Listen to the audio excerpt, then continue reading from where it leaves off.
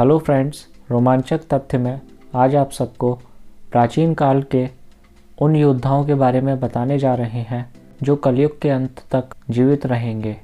रामायण के अनुसार भगवान राम की मदद करने वाले हनुमान जी, जामवंत जी और विभीषण को सबसे लंबी आयु हासिल हुई थी। भगवान श्री राम ने विभीषण को अजर अमर होने का वरदान दिया था।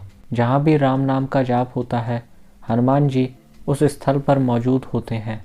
हनुमान जी के अलावा भी सतयुग, त्रेता और द्वापर युग के कई योद्धा और महापुरुष हैं, आज भी मौजूद हैं। अश्वत्थामा को पांडवों के वंशज को कोख में ही मारने के लिए श्राप मिला था कि वह कलयुग तक मोक्ष को प्राप्त नहीं करेगा और अपने कुकर्मों का दंड भुगतेगा। इसलिए अश्वत्थामा आज भी जीवित है। रामायण में भगवान परशुराम का वर्णन मिलता है। परशुराम भगवान विष्णु के छठे अवतार के रूप में पृथ्वी पर जन्मे और आज भी जीवित हैं। पृथ्वी पर परशुराम जितना बलशाली दूसरा और कोई नहीं हुआ है। शिव भक्त होने के कारण उनके धनुष को श्री राम द्वारा तोड़े जाने पर लक्ष्मण के साथ उनके शास्त्रार्थ का उल्लेख मिलता है।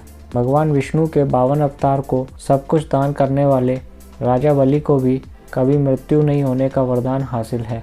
भगवान गरुड़ को रामकथा सुनाने वाले काकभुशुंडी को उनके गुरु लोमश ऋषि ने इच्छा मृत्यु का वरदान दिया था। लोमश ऋषि के श्राप के चलते काकभुशुंडी कौवा बन गए थे। लोमश ऋषि को बाद में इसका पश्चाताप हुआ। तब उन्होंने काकभुशुंडी को बुलाकर श्राप से मुक्त होने के साथ ही राम मंत्र दिया और इच्छा मृत्यु का वरदान भी दिया। कहते हैं कि कौवे का शरीर पाने के बाद ही राम मंत्र मिलने के कारण उस शरीर से उन्हें प्रेम हो गया और वे कौवे के रूप में ही रहने लगे। लोमश ऋषि परम तपस्वी तथा विद्वान थे। इन्हें पुराणों में अमर माना गया है।